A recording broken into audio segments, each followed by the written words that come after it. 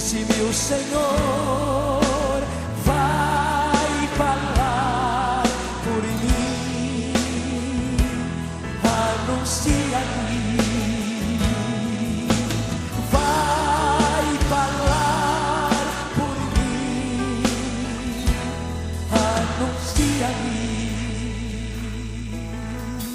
Ai, eu não sei falar, sou apenas uma criança. Ai, eu não sei falar, sou apenas uma criança. Tenho medo, Senhor, vem falar por mim, misericórdia. Vem falar por mim, misericórdia. Eu, quando fui convidado, era padre, e aí o pessoal da comissão teve um susto, achou que eu não iria vir. Disse: olha, se tem uma área que a gente não pode descuidar, é a comunicação. Eu venho aqui como irmão, como mais um, que também quero partilhar, mais do que ensinar qualquer coisa, sobre essa importante reflexão da questão da comunicação na área religiosa. Quem é da PASCOM, eu faço uma provocação. O que nós estamos comunicando? Nós estamos só informando ou formando também? Nós estamos dando só notícias, promovendo eventos, ou deixamos que outros espaços estejam formando os nossos cristãos católicos, principalmente? Nós conseguimos ajudar a pensar ou simplesmente informar? É ruim ouvir isso para começar, mas é necessário nós depois debatermos. A Maria da Luz, quando me chamou, disse que o título deveria ser esse: A Era da Desintermediação, o Senso Religioso Contemporâneo. Fui pesquisar um pouco essa era da desintermediação e acabei entendendo que a melhor forma de abordar essa reflexão é começar pelo contrário, né? Começando pelo contemporâneo, onde estamos. Acho que a grande pergunta hoje é: onde estamos? O que aconteceu com a questão religiosa nesse novo jeito de ver a realidade? E aí sim, entender como a era da desintermediação também está totalmente integrada nessa questão. Vejam, quais são as características que marcam a contemporaneidade? Esse vai ser o primeiro ponto. Depois vamos tratar como isso afeta a experiência religiosa atual. Depois vamos ver como é que modifica o sentido religioso a experiência mediatizada. Mas eu vou me preocupar especialmente sobre o sentido da vida, a ética e o vínculo comunitário nessa nova ambiência da fé. Isso deveria existir. O sentido da vida e da ética a partir dessa nova comunicação que nós percebemos. Qual é a metodologia que mais ou menos seguir para poder abordar essa reflexão? Claro, uma interface entre comunicação e religião. Agora, em toda a comunicação, quem fala sabe o que e como dizer, somente se sabe o que e como compreende quem escuta. Vocês perceberam que um dos desafios também, falou a professora, é preciso escutar, não só ensinar, não só falar. E nós temos um pouco ou diria muito, que aprender nessa relação. O que nós estamos falando e para quem estamos falando? Estamos sendo realmente escutados?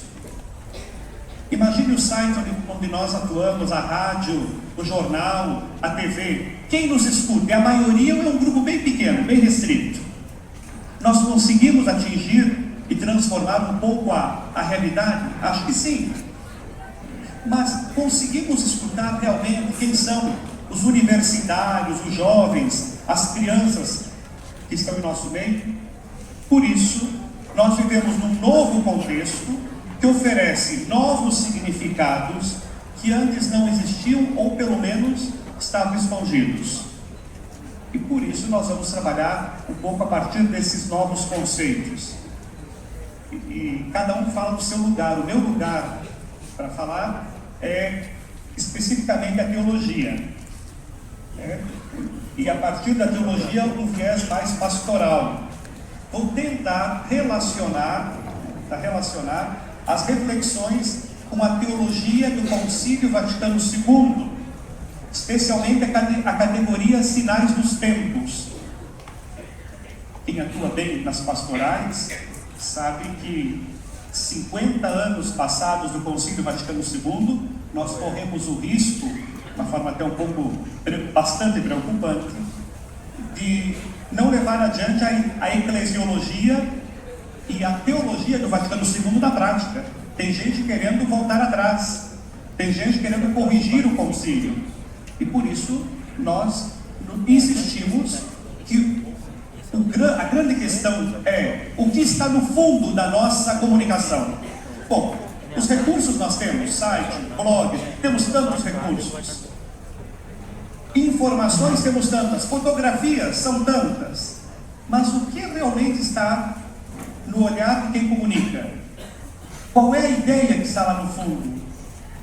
Qual é a teologia ou a visão de mundo e de igreja que nós temos? Eu vou te dizer mais. Qual é a antropologia que sustenta o que você e eu comunicamos? Qual é a visão do ser humano que nós temos? A coisa mais fácil que tem é não considerar nada disso, só ir postando. Eu vou postando informações, mas eu não passo mais a comunicar aquilo que o Evangelho, por exemplo, comunica. Vamos conversar melhor. Sinais dos Tempos é uma categoria que foi utilizada especialmente por João 23, antes do concílio, e que entrou no Concílio Vaticano II. O que é um sinal dos tempos? Essas novas tecnologias todas constituem, não resta dúvida, um sinal dos tempos. Não são ocasiões para lamentar, ou elogiar o sucesso. São oportunidades que o próprio Deus concede à humanidade para interpelar a imaginação, a razão e a fé. Então, sinais dos tempos não é uma categoria otimista nem pessimista. São sinais. É preciso ler estes sinais. Eu acho que tenho ouvido desde ontem aqui no mutirão um ponto muito comum, que acho importante ressaltar. A gente descarta um juízo negativo ou positivo sobre a questão religiosa na era digital. Tem gente que demoniza e outros que canonizam. Nada disso. Nós estamos aqui. Vamos dialogar. Viver fora dessa nova ambiência comunicativa é impossível. Agora, achar que está tudo muito bom, também não. Nós sabemos muito bem as preocupações que temos e carregamos. Então vamos ver quais são oportunidades e limites para o senso religioso vivido nessa nova ambiência. Se você tivesse que escrever agora em um parágrafo, no meio de comunicação que você atua, onde estamos? Como você designaria o tempo no qual nós estamos vivendo? Aí, o que nós sabemos é que o racionalismo da modernidade entrou em crise. E o que veio depois? Bom, alguns chamam de pós-modernidade. Muitos, e eu sou um deles, não concordo muito com essa expressão porque ela é bastante ambígua. Mas uma coisa é certa, nós vivemos uma crise do racionalismo. Só a razão para dar sentido à vida não é verdade. Hoje nós começamos a ir para uma outra superação até da racionalidade, que alguém poderia chamar, como diz Lipovetsky, a hipermodernidade. Alguns podem falar do pós-moralismo, da sociedade da decepção. Queremos ir para Mohan? Mohan vai falar da teoria da complexidade. Se pensamos em Bauman, ele vai falar da modernidade líquida. Manuel Castells vai falar da sociedade em rede. São só teorias para dizer o seguinte, teorias importantes, mas que existem vários olhares sobre o momento no qual nós estamos vivendo. O documento de Aparecida, nós já todos conhecemos bem, ele diz que nós não vivemos uma época de mudanças, mas uma mudança de época. Nós estamos numa outra realidade. E precisamos, então, ir com calma, analisar, mas viver. Não precisamos também nos estressar por isso. A realidade hoje, do jeito que nós estamos vivendo, é boa ou é má? Qual é a opinião que você tem sobre a realidade? Bem, o juízo aqui pode ser o mais variado possível, mas eu pego duas posições para nós analisarmos. Para alguns, aquilo que chamamos de pós-modernidade, eu volto a dizer que não estou adotando essa expressão nessa reflexão, para alguns, o contexto atual ou a contemporaneidade feriu três aspectos importantes para quem trabalha com o elemento religioso. Primeiro, a imaginação, depois a memória e depois o sentido de pertença. A imaginação, porque ficou reduzida à superficialidade. Vejam, como muitas vezes no elemento religioso, nós trabalhamos muito mais a devoção ao santo do que a Páscoa. Qual é a festa maior da tua paróquia? É a Páscoa ou o padroeiro? Não responde. Não me deixa decepcionado, porque eu sei como é que é. Eu sempre converso com os meus irmãos padres. Quanto barulho, quanta imaginação e fantasia para a festa do padroeiro. Nós sabemos que nós formamos o que com isso? Com todo respeito, continue com os festejos. Não vão dizer que eu falei mal dos festejos. Mas nós estamos formando adeptos ou discípulos? Eu não respondo também. Vocês não ficam mal aqui na frente. A memória ficou engolida pelo imediatismo, alienada num presente histórico. Muitas vezes a gente esquece de onde viemos e quem somos. Esses dias eu estava com a jornada arquidiocesana da juventude. Nós tínhamos lá em Porto Alegre em torno de 1.500, 1.600 jovens na rua, e na esquina democrática, quem conhece Porto Alegre sabe, nós estávamos no Largo Clênio Pérez da prefeitura, com mais ou menos 1.500 jovens. Na esquina democrática tinha um grupo de não mais de 50 pessoas pró-ditadura, pró-militares, que veio no regime militar. Você sabe que saiu na imprensa na segunda-feira? Pró-regime militar. Aquele movimento de 1.500 jovens, não, por quê? Porque isso não interessa. O que interessa também é, esquecendo o que foi o regime militar nesse país, a gente volta a dizer, não, é melhor voltar ao passado. Por isso a falta de memória também faz alguns se refugiarem no passado, porque não conhecem o que foi. Alguns também na igreja estão fazendo isso. Estão com saudades de um tempo que não viveram, saudades de um tempo não vivido. Mas aqui o mais grave para mim, vejam, essa é a posição mais crítica, depois tem uma mais positiva. Mas este eu acho que é um ponto que todos nós, acho que nenhum que está aqui, os bispos, os presbíteros, religiosas, leigos, leigas, todos os comunicadores que somos, o problema do sentido de pertença. O sentido de pertença, que atropela a comunidade com um ritmo frenético da vida cotidiana. A ausência de repouso e de raízes induz a uma paralisia interior, apesar de todo o frenesi exterior. A gente corre tanto, a gente fala tanto de espiritualidade, de retiro, mas a gente às vezes é tão barulhento e pouco profundo. E o cristianismo vai por uma outra vertente. Precisa dessa comunicação, precisa dessa expansão, porém é preciso também uma interioridade, que depois nós vamos mostrar. A ética depende também dessa interioridade. A ética não depende da religião, a ética pode existir sem religião, mas sem uma profundidade, sem uma interioridade, nós ficamos reféns de sermos manipulados. Bom, quando o desejo se torna cego e o afeto perde os termos de compromisso, inclusive a religião pode reduzir-se a mera atenção ao eu. Hoje é muito mais difícil, vejam pelos cantos que cantamos nas missas. Falo mais de eu e Deus do que nós e Deus. Isso revela, indiretamente ou explicitamente, não só um problema litúrgico, mas uma consciência de qual é a nossa relação com o mistério. Jesus não nos ensinou a rezar, meu Pai que está no céu, venha a mim o teu reino. Ele sempre nos ensinou a dizer Pai Nosso. Isso não é um mero detalhe, isso é um fundo teológico disso tudo.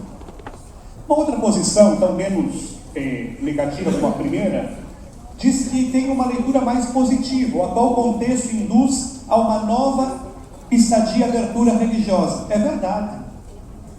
Nós nunca vimos tanto programa de televisão, programa de fundo religioso, com todos os grupos. É preciso perceber a frustração que veio com a ideia de progresso e a debilidade de uma racionalidade exagerada.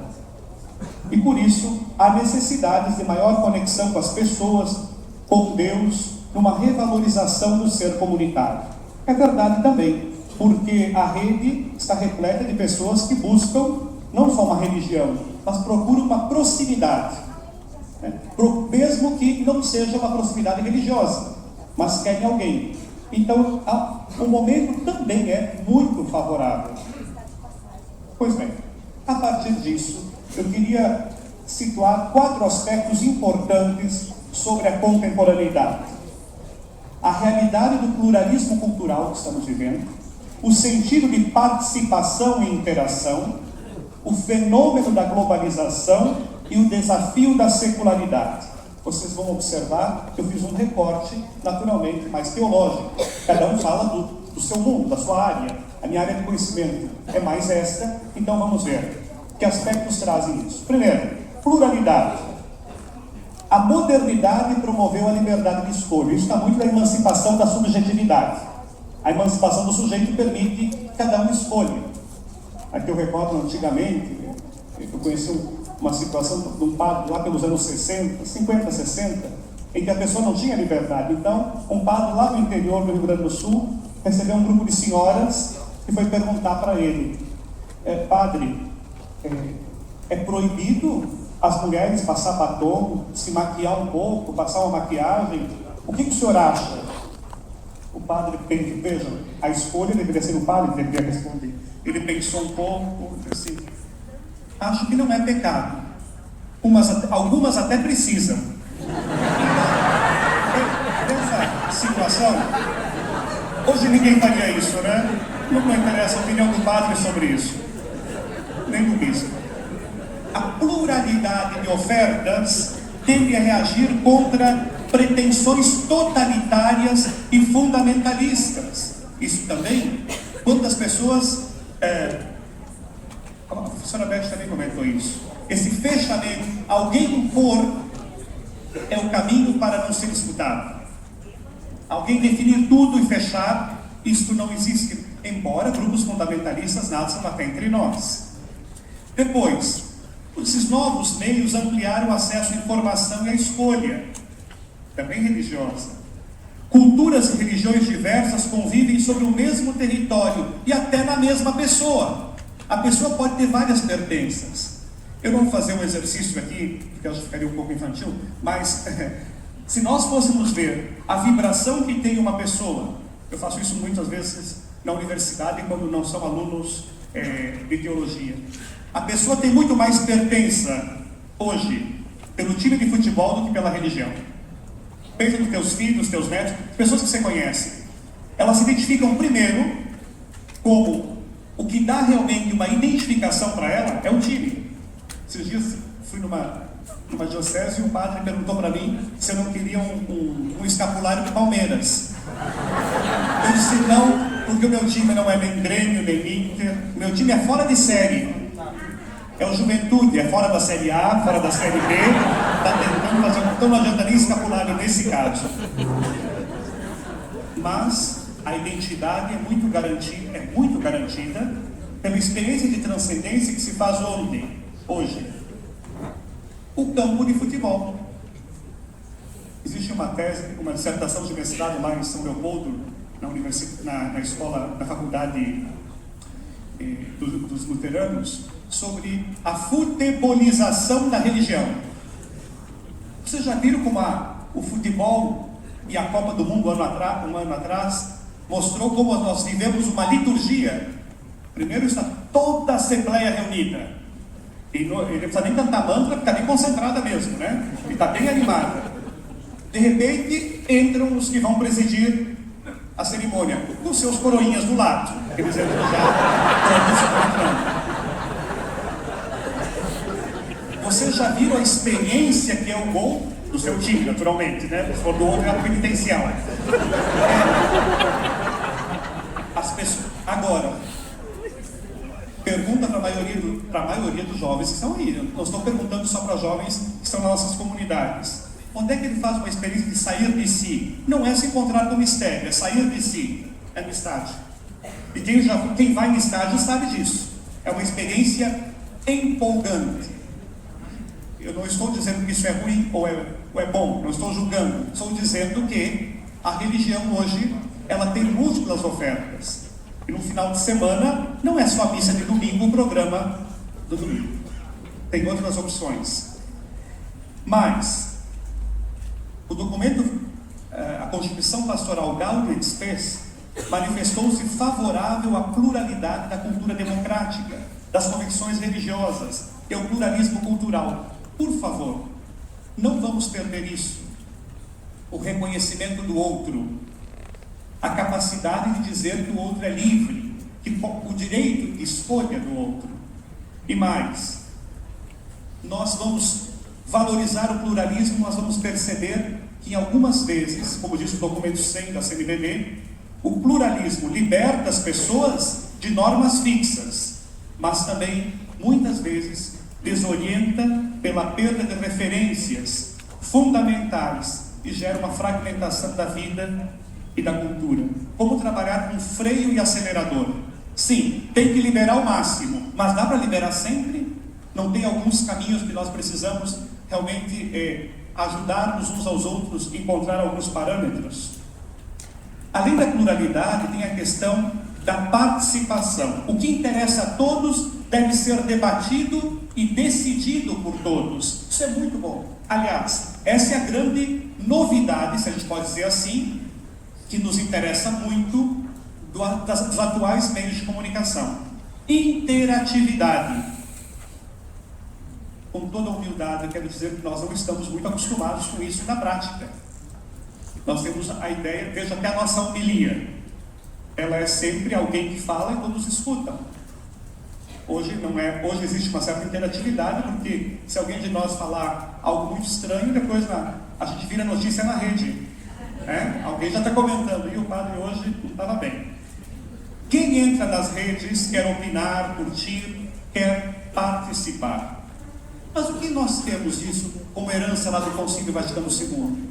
O primeiro documento a ser aprovado foi justamente Sacrosanto Contínuo. O que Sacrosanto Contínuo trouxe como um elemento determinante que depois no Lumen Gentium, a ideia de igreja, vai consolidar a ideia de participação.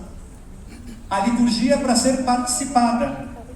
Como a gente sabe que a pessoa está desatualizada quando ela diz, eu fui assistir a missa. Assistir é um outro contexto. Participar, como tomar parte nisso? Chega a dizer que é uma participação ativa.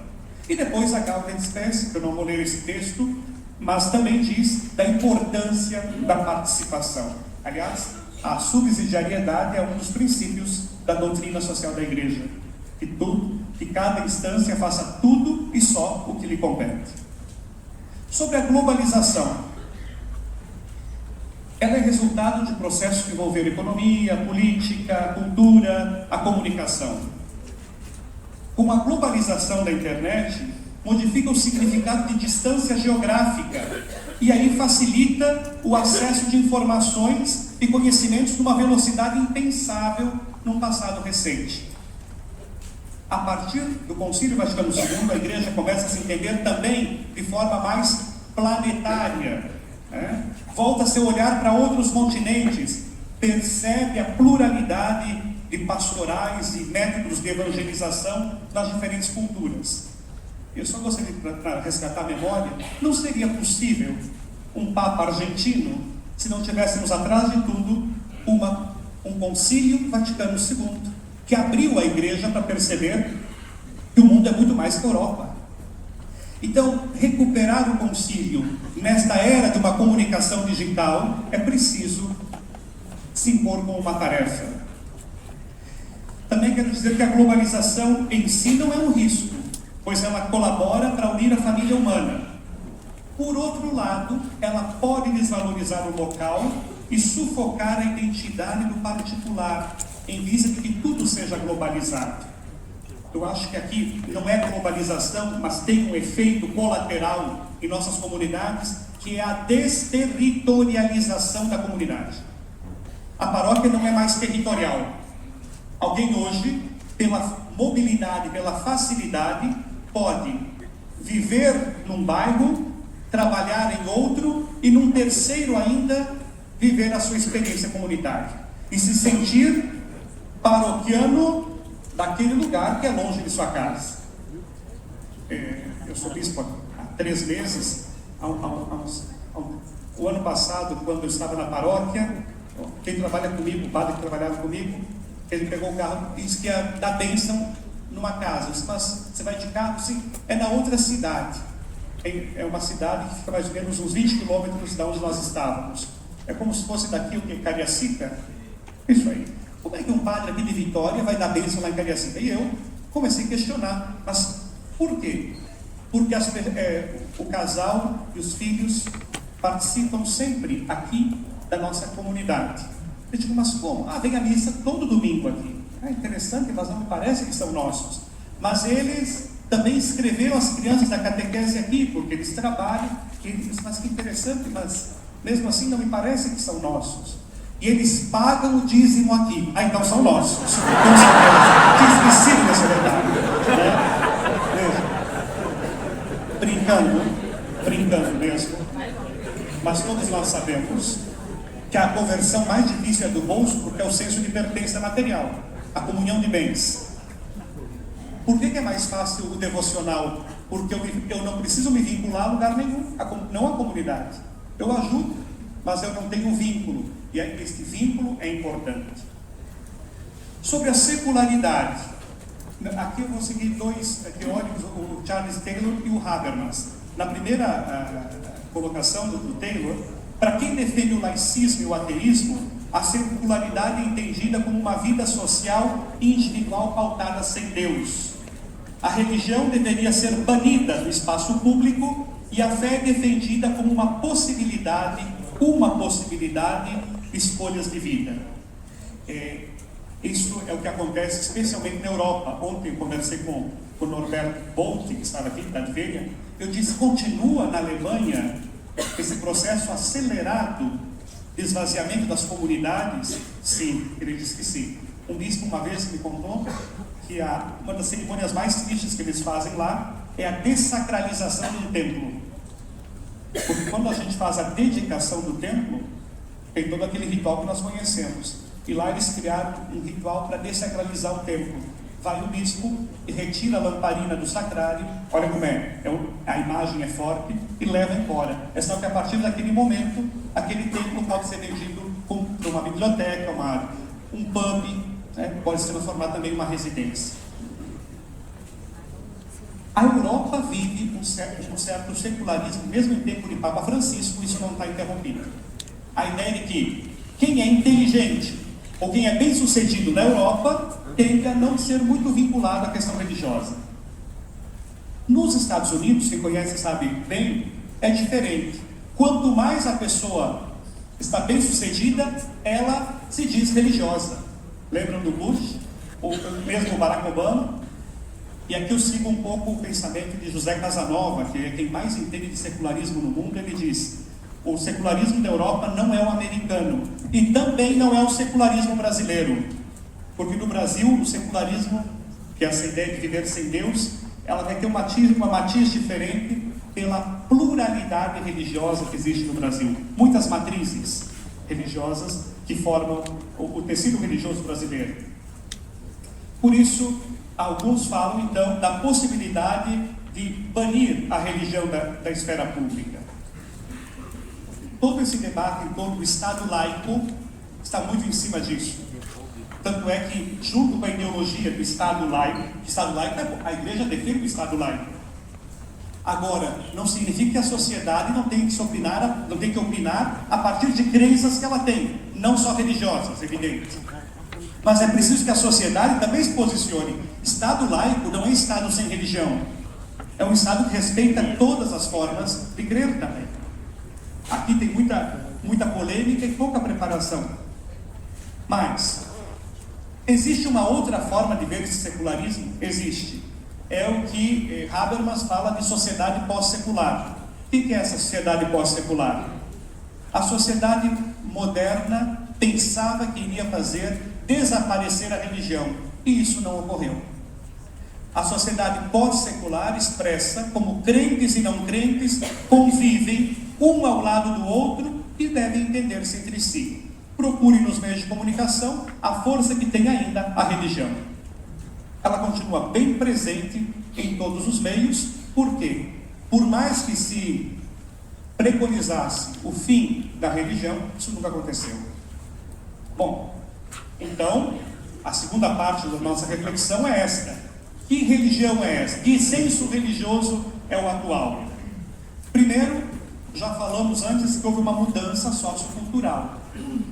Eu recordo um outdoor, uns 10 anos atrás, de um importante banco aqui no nosso país, que fez uma campanha publicitária dizendo assim: estas coisas que a gente inventa, reinventam a vida da gente. Estas coisas que a gente inventa, reinventam a vida da gente. A religião não é mais a mesma. A nossa experiência religiosa não é mais a mesma. Pois bem, a internet oferece um espaço criativo e interativo que passa a construir a religião de acordo com suas preferências e necessidades pessoais. Ao lado das crenças mais ou menos institucionais, criam-se outros sistemas que algumas vezes têm vida apenas online e são reflexos de uma diferenciação do próprio ambiente religioso atual. Pela internet circulam informações sobre tradições esotéricas, gnósticas e mágicas, que muitos pensavam ter desaparecido com a racionalidade moderna. Aqui está o que Habermas fala do pós-secular. Um ateu pode não reconhecer o valor da religião, mas eu acho que ele também não imaginava que em pleno século XXI, tradições esotéricas tivessem tanta força. Eu estou falando especialmente para a maioria das pessoas que estão até fora de nossas comunidades. Dou um exemplo. Deveria ter fotografado, porque para mim esse foi um dos exemplos mais interessantes. Alguns anos atrás, quando o Macintosh era uma novidade para nós aqui, eu fui numa editoração, uma gráfica que tinha uma editoração muito competente, muito especial, e era um dos primeiros Macintosh que a gente via. Eu encontrei uma pessoa trabalhando nesse computador, nessa máquina, uma pessoa altamente especializada, e me chamou a atenção dois objetos que ela tinha em cima do monitor. Os monitores grandes era possível colocar um duende e do lado do duende uma maçã. Eu olhei aquilo e não me segurei. Eu fui perguntar para ela: por que a maçã? O duende a gente até imagina. Ela disse: não, é porque isso aqui é tão complexo, ela diz, é tão complexo, que às vezes, diante da pane que está aqui dentro, eu não consigo funcionar bem, fazer funcionar bem esse aparelho, eu peço ao doente que ele mande energia, e a maçã é para dar energia para o doente. É até engraçado, mas valeria bem um estudo de antropologia aí. Você está com uma grande tecnologia, com pessoa habilitada para essa grande tecnologia, e ela vai resgatar um encantamento na época em que o mundo era mais encantado. A modernidade desencantou um pouco a realidade. E esse é o nosso problema. Nós vivemos um mundo desencantado, um mundo muito conectado, onde todos estão digitando, mas há também uma falta de encantamento, aquilo que se falava antes, da fantasia. Por isso, como narrar Deus na internet? Isso já existe tanta literatura sobre isso, e boa literatura. A comunicação mediada pelo computador não está modificando apenas o modo de narrar Deus, mas a própria experiência religiosa. Agora, a pergunta é essa: nós temos religião ou religiosidades na internet? O que predomina? Você já sabe que não é a religião. Esse slide é só porque, para a gente ter uma conversa um pouco mais linear, religião e religiosidade mediatizada. O que nós entendemos por religiosidade? É aqueles comportamentos que a pessoa tem para atender umas necessidades pessoais.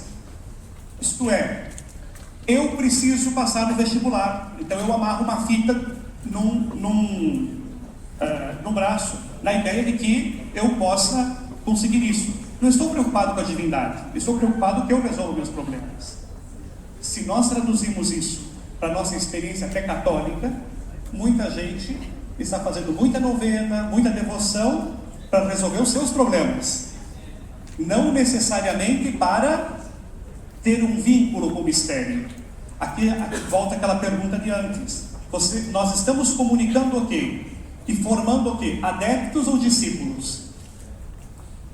Porque se nós quisermos continuar multiplicando seguidores, nós temos um frenesi, nós precisamos ter muitos seguidores, precisamos ter muita gente nos escutando. Escutando para quê?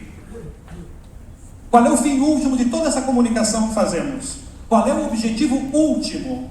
É estar na mídia? Bom, então está bem. Se é esse, nós estamos. A grande questão é que conteúdo de fundo nós estamos levando.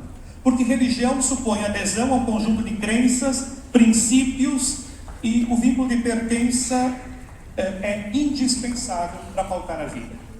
Quantas pessoas hoje vivem uma dicotomia entre fé e vida, entre aquilo que acreditam e aquilo que vivem? Muito bem vimos também ontem e hoje, a crise que nós vivemos hoje econômica, no fundo, uma crise ética. E nós estamos achando que o problema da corrupção está só em Brasília ou está no eleitor que também elege corrupto? Fazer o quê? Nós temos menos trabalho, diz alguém, né? Bom, então, eu vou acelerando um pouquinho, porque o meu tempo está esgotando. Nós percebemos que há muito mais uma tendência a uma religiosidade. E também os nossos irmãos, né, neopentecostais se valeram muito disso com a teologia da prosperidade.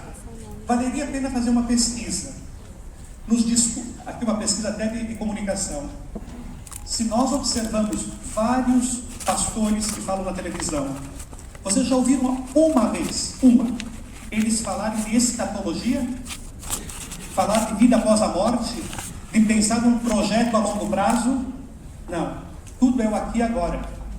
É o imediatismo. É resolver. Pare de sofrer. Agora.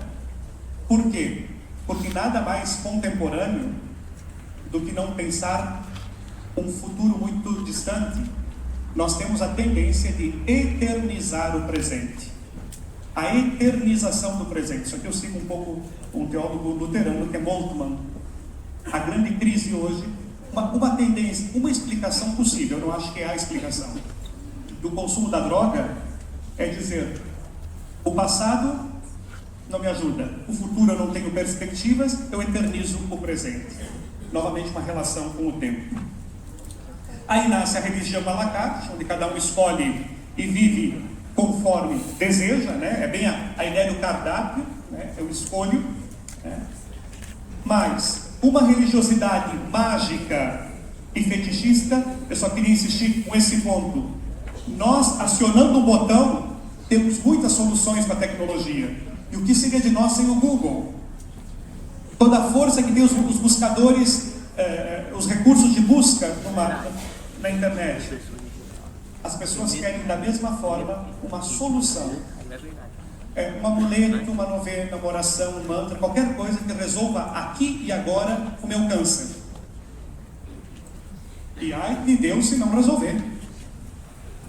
Vejam como esses conteúdos, eles são transferidos para o ambiente, para a consciência religiosa, e muitas vezes fica numa visão pragmática e fantasiosa, né? E tudo é transferido também para o ambiente religioso. Mas vocês percebem como começou a crescer entre nós? É tímido, mas é forte. O fundamentalismo religioso. Nós conhecemos aquele do Oriente, conhecemos o fundamentalismo do Islã e ficamos impressionados. Mas vocês já perceberam que também entre católicos começou a aparecer grupos fundamentalistas?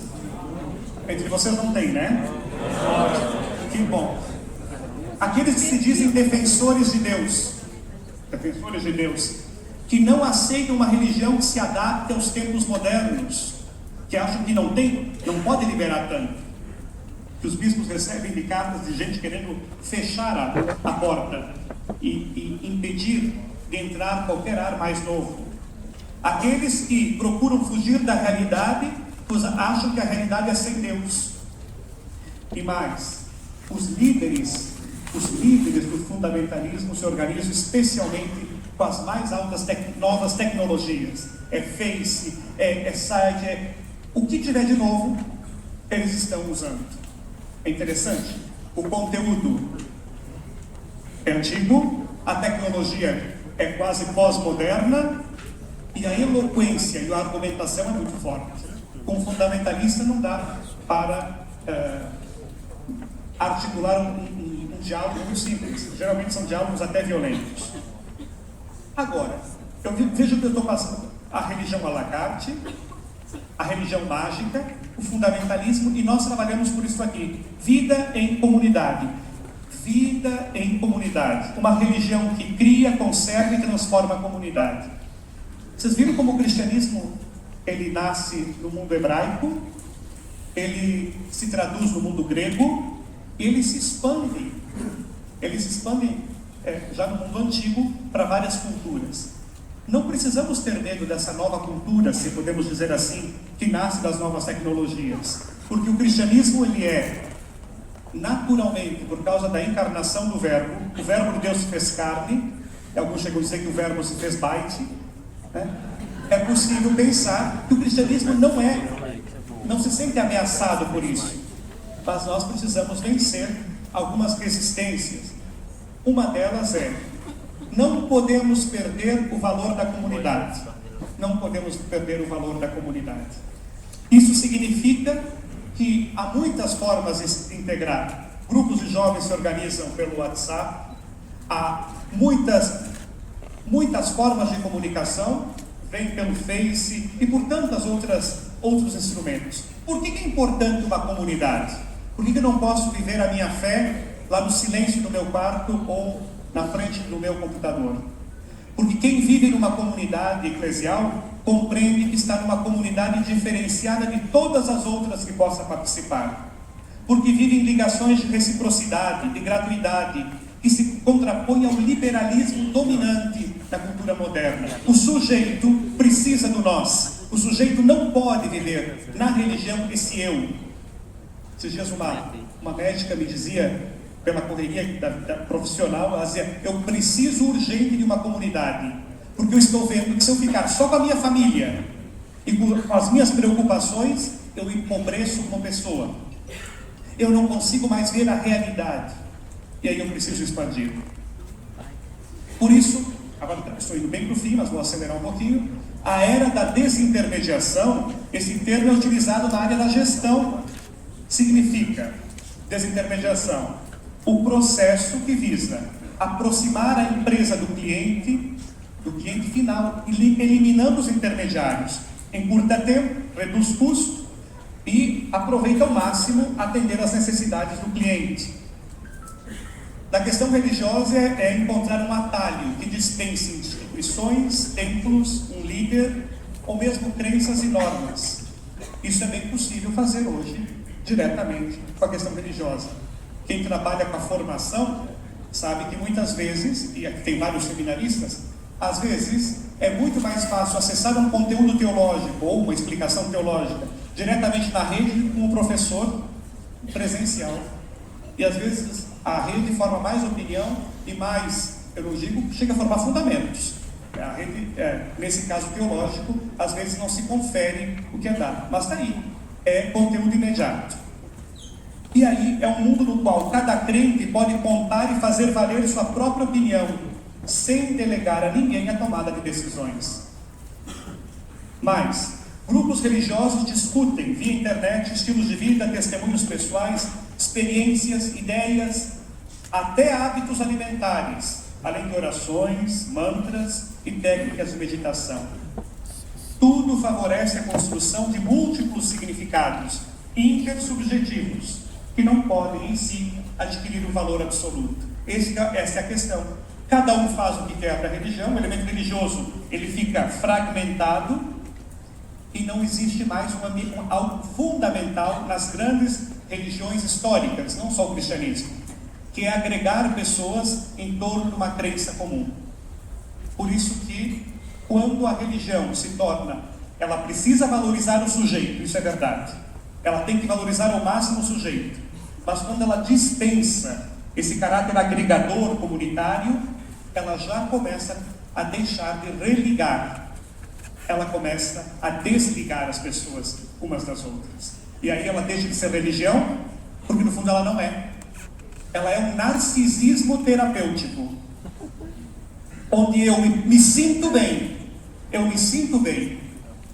mas eu não preciso tanto do outro. Por isso cresce aí também a autonomia, né? Especialmente quando a tecnologia vai melhorando a nossa vida, e graças a Deus que é assim, mas me faz uma independência em relação a Deus, porque as pessoas transferem às vezes, muitas vezes, essa autonomia imediatamente a uma questão religiosa, uma grande independência na relação com Deus. A presença de Deus na vida humana vai sendo substituída pelos encantos e promessas tecnológicas. Percebam como mesmo quem trabalha com juventude, sabe que não é um grande problema a questão, a escatologia. O importante é aqui e agora, a gente se sentir bem, né? E aí tem um lado muito bom, eu acho que aí a teologia da vida boa, quem desenvolve isso é o cardeal Ângelo Amato, lá de Milão. Mas a teologia da vida boa não significa uma vida sem a convivência, especialmente enfrentando a dor. Vocês viram como a cruz subiu bastante da nossa realidade? Mesmo a liturgia, não quero entrar nesse campo, seria demais. Como nós vivemos um esteticismo sem ética, é demais o visual sem uma profundidade, é demais apenas o aparecer e não o ser. Bom, aí nós teríamos muito o que falar. Esse conceito de cyber religião eu vou deixar para depois, não vou falar porque é complexo, está em construção ainda. Isso eu queria dizer. Comunidades religiosas digitais não são comunidades abstratas ou opostas ao real, elas são verdadeiras. Se a gente achar que não vale, elas valem. Olha, o ensino à distância, com todas as críticas que temos, é ensino. Então existe uma possibilidade, sim, das pessoas se conectarem religiosamente pela rede. A grande questão é ver como nós, como cristãos, podemos aproveitar muito esse caminho, mas também perceber qual é a tarefa que permanece. Eu vou terminando aqui e gostaria de dizer o seguinte: não tenhamos medo de nos comunicar na rede. Impõe-se hoje navegar no mundo digital conectados com uma cultura da proximidade e da amizade. Acho que aqui está o segredo. A grande questão não são esses meios. Esses meios são ótimos, eles podem nos ajudar demais. O problema é que antropologia, que ser humano nós estamos fazendo, que proximidade nós temos. Às vezes, o bispo ou o padre podem estar totalmente conectados, mas serem totalmente incapazes de se aproximar do outro. A gente, às vezes, a gente não percebe a importância que tem de nós estarmos juntos. Assim como a professora falou da filha, eu vou falar da sobrinha, que Deus diz que para os padres e os bispos, Deus não dá filhos, mas o diabo dá sobrinhos. Eu não concordo com isso, não concordo. Mas eu fui fazer um sepultamento, padre, mais um sepultamento dos tantos que nós padres fazemos, e era uma criança talvez 2 meses, tinha falecido. E por acaso minha sobrinha, eu só tenho uma sobrinha, ela estava lá, ela olhou aquela situação e todos choravam muito, porque o bebê sempre comove muito, né? Fizemos o sepultamento, todo o ritual de exéquias. Quando eu cheguei em casa, na casa do meu irmão, no domingo, para almoçar, ela disse, tio, que interessante, você percebeu? Todos estavam chorando, todos, menos o padre. Um pouco, assim, não estou dizendo que você tivesse que chorar, tem 13 anos. Mas interessante, todos ficaram sensibilizados porque era a morte de uma criança. Eu percebi que vocês estão tão acostumados a lidar com a dor, que a dor não afeta mais tanto vocês. Eu acho que isso, eu confesso que para mim fica um grande desafio para padres, irmãs e bispos, nós especialmente. Nós às vezes nos acostumamos a uma objetividade que não comunica mais. Nós não nos comunicamos mais. Nós nos tornamos insensíveis ao outro. E às vezes eu vejo esses grupos meio fundamentalistas que estão por aí dizendo que é certo. Eles não se comunicam mais com o mundo. Eles ficam tão ensimesmados num conteúdo e numa verdade que o outro não interessa mais. Quando o outro não interessa mais, o que adianta postar alguma coisa? Adianta fazer tanta foto e ficar toda hora nesses celulares, se a gente, entre nós, nem nos falamos mais, entre nós, não suportamos mais o olho no olho, o terra a terra. Desculpe, que parece que nós estamos nos perdendo um pouco disso. Não por causa dos meios, por causa nossa. Quando nós começamos a cuidar muito mais do cachorrinho, da velha avó doente, nós já acabamos com a relação.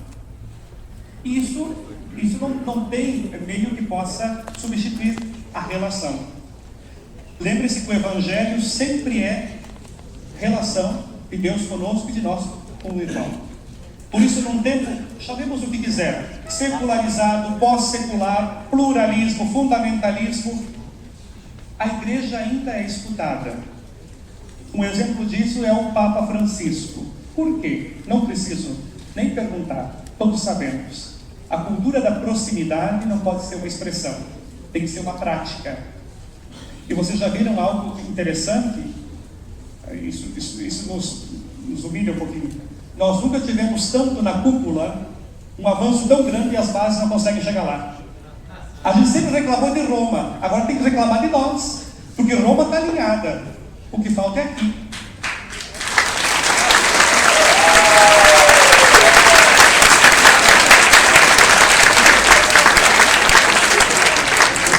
Eu só faço uma pergunta: será que saindo do Muticom alguma coisa vai mudar? Ou nós continuaremos rezando assim? Glória ao Pai, não sei. Como era no princípio, não muda nada, agora é sempre pelos séculos dos séculos. Prometo que é o último slide. Quem está na rede procura relações, quer encontrar-se. Há riscos de isolamento e de alienação, sim. Mas no fundo, o ser humano precisa de proximidade e encontro. O desafio pastoral não está apenas na rede. Também as comunidades presenciais estão provocadas à conversão, para que o estilo de vida que sustentam as comunidades, a sua paróquia, a minha diocese, o lugar onde eu estou, precisa ser mais misericordioso, mais inclusivo, mais afetuoso, mais coerente. Eu já estourei. Posso? Ela está me dando uma indulgência plenária aqui. Eu trabalhei na redação do documento 100 da CBDB e por isso ouvi muita coisa sobre comunidades. Como é que a gente quer uma comunidade com blog, com informativo, com jornal, se ela não vive a experiência de ser acolhedora e misericordiosa? Numa situação, lá na Sibéria, sabe? A tradução de que é, joga na Sibéria. Lá na Sibéria, uma comunidade que tinha do interior, né, onde a comunidade vive em termos de sócios. Eles não são, só pertence àquela comunidade quem paga uma mensalidade, porque eles têm um cemitério. Quem trabalha no interior sabe disso, que às vezes existe uma organização em torno de estruturas que nos impede de sermos livres como comunidade. Isso não são todas as dioceses, algumas têm isso. Numa localidade, o bispo chega lá e pergunta: quantos membros tem essa comunidade? Aqui são 300 sócios. Então quem não paga a mensalidade não é da comunidade. Pois aconteceu o seguinte: um mendigo passou por essa realidade, passou ali, era um caminheiro, ele por acaso veio a falecer ali. A Sibéria é muito frio, morreu ali, né? Ele faleceu nesse lugar. E o padre, totalmente movido pela naturalidade da fé cristã, ele sepultou o mendigo no cemitério local daquela pequena comunidade. E quando o povo local descobriu que ele tinha sepultado um mendigo que não pagava mensalidade no cemitério, sobrou para o padre. Ouviu de todas as cores possíveis. E chegou um momento que o padre não aguentou, porque foi tanta pressão, que teve que, 3 irmãos e irmãs, 3 semanas depois de um cadáver estar sepultado, ele teve que abrir a sepultura e levar o cadáver lá para o cemitério municipal, porque senão quem ia fazer companhia para o mendigo ia ser o padre, ia ser o padre. Só faço uma pergunta: que sentido de comunhão existe numa paróquia dessas? Que sentido de eucaristia existe num ambiente desses? E a gente não muda nada. Vocês viram como é que eu comecei a nossa conversa aqui? Para que a gente comunica? O que a gente tem no fundo dessa comunicação tão intensa? Qual é o conteúdo do que estamos comunicando?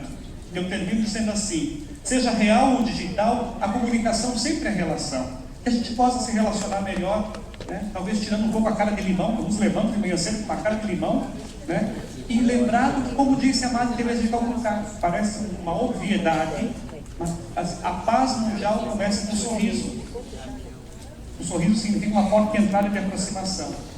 Olha, eu espero que esse Boticom, que fala de ética nas comunicações, nos torne mais éticos, porque sejamos sinais de uma experiência de proximidade, de uma cultura da proximidade, em que a ética é consequência. Muito obrigado.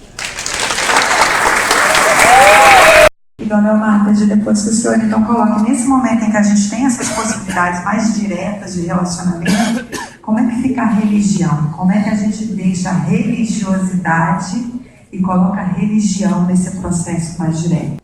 Na questão religiosa, essa questão da vida, por exemplo, ela tem um conteúdo. Ela tinha uma diferença, professor.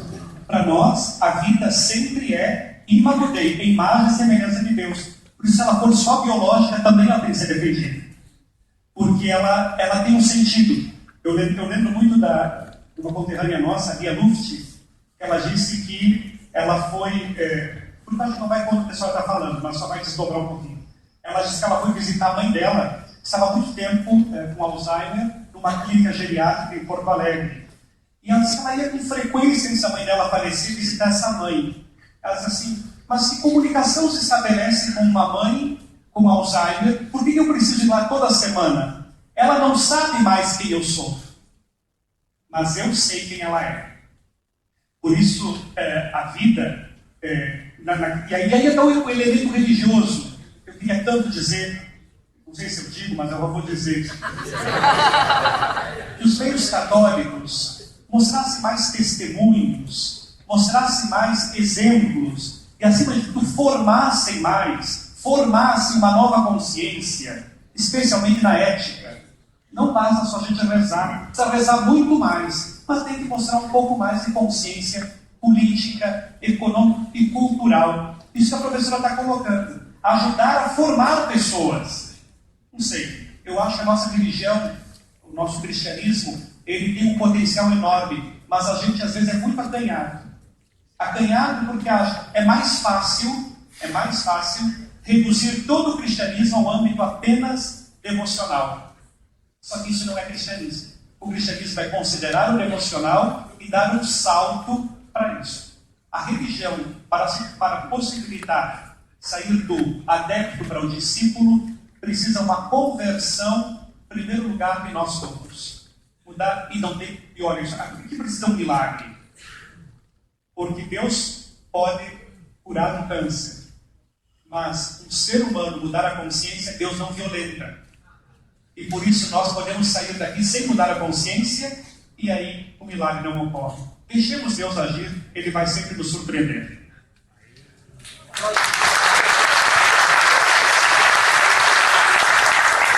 Como que os documentos da igreja, né, como que isso pode ajudar a entender e a consolidar quais são então os valores que precisam estar presentes na comunicação? Como a gente junta isso, né? E aí vem ainda algumas questões assim, será que esse catolicismo do jeito brasileiro, do jeito caribenho, nesse contexto, vai desaparecer? Então, o que é o que a gente tem aqui, né? E mais, assim, será que não é o Papa que está alinhado e não Roma que está alinhado com a nossa? Então, tudo isso está aqui, permeando tudo isso aqui nas perguntas que a gente entrega para o senhor depois. Mas nessa consolidação, quais são os valores, como os documentos ajudam esses valores? Será que não é esse alinhamento que vem, né, do Papa e não de Roma que vai alinhar esses valores? E o nosso jeito caribenho, brasileiro, será que isso vai desaparecer? Então, acho que não vai desaparecer. Primeiro porque não são os documentos recentes. Nós precisamos recuperar aqui toda a teologia que está em Gaudium et Spes e Lumen Gentium. Os indicativos estão lá. O que nós temos hoje, uma Laudato Si, nós temos o Evangelho Gaudium, mas há um fundo nisso tudo. Eu acho que a gente precisa voltar às fontes. O Vaticano II fez uma volta às fontes e nós não voltamos ao Vaticano II.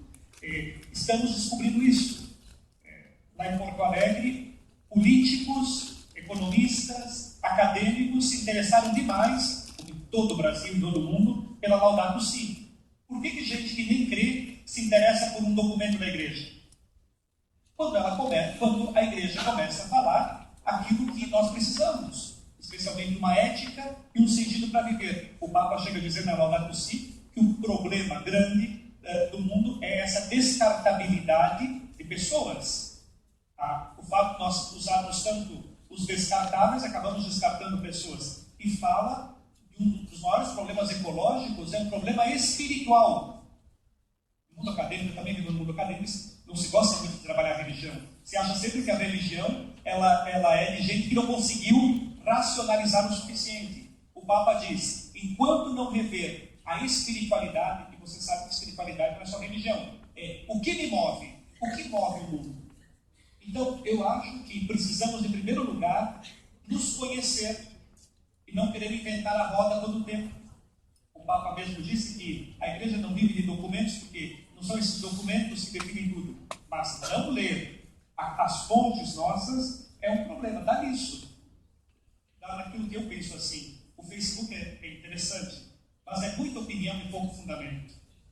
Todo mundo tem uma opinião que nem entendeu bem, só curtiu. Né? Agora, eu primeiro dizer assim, vamos voltar ao Concílio Vaticano II. Essa bússola, como dizia João Paulo II, ela não está suficientemente bem em nossos meios de informação. Nem de laicato, nem de presbiterato, nem de vida religiosa. Segundo, sim, é o Papa? Sim, mas que o Papa lá em cima tem. Então, se o Papa está alinhado com essa forma, claro, o Papa é latino-americano, tem um jeito para nós falar mais. Até fala muito mais pela forma como diz, né, e depois por aquilo que diz. Aquilo que diz é profundo.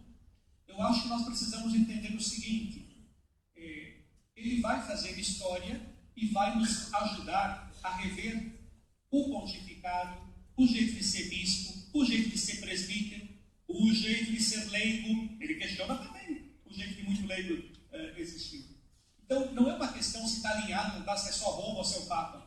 É nós. E nós como estamos? Como é que isso tudo cai em nós? Porque nós temos um Papa nesse momento que para a sociedade plural, para uma sociedade como a nossa, com todas as características, pelo menos ele é escutado. Se é seguido é outra coisa, mas é escutado.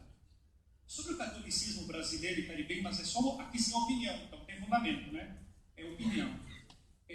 Eu acho que o catolicismo brasileiro, que é caracteristicamente pentecostal, o cristianismo brasileiro é pentecostal, o brasileiro gosta muito dessa sensibilidade, mais do que uma racionalidade. Eu acho que isso vai ser bom. Agora, nós precisamos, sem dúvida, resgatar nossas origens, especialmente, nós temos um compromisso muito grande, como cristãos da América Latina, um compromisso com os pobres. Isso é a teologia latino-americana. Então, integrar isso. Não, eu não estou dizendo que a gente tenha que escolher um ou outro setor da sociedade, mas integrar isso. O catolicismo brasileiro tem uma riqueza enorme, principalmente pela sua religiosidade popular. Vejam, que às vezes os documentos da igreja até preferem não dizer religiosidade, chamam de piedade popular. Esta piedade, alguém diria que o catolicismo brasileiro não influenciou o documento de Aparecida? Influenciou de que jeito? Com aquela piedade popular indo, esse nosso bom povo indo ao santuário de Aparecida, os bispos e os teólogos disseram: precisamos considerar esta vida, esta comunicação direta que vem e condicionou depois o texto. Que a gente possa aprender. Eu não vejo como desafio, como preocupante, eu vejo como oportunidades que nós temos de um cristianismo de discípulos missionários, e que o Papa Francisco vai ser uma grande ajuda, não resta dúvida. Anuncia-me, vai falar por mim, anuncia-me. Ai, eu não sei falar, sou apenas uma criança. Ai, eu não sei falar, sou apenas uma criança. Tenho medo, Senhor, vem falar por mim, misericórdia. Vem falar por mim, misericórdia.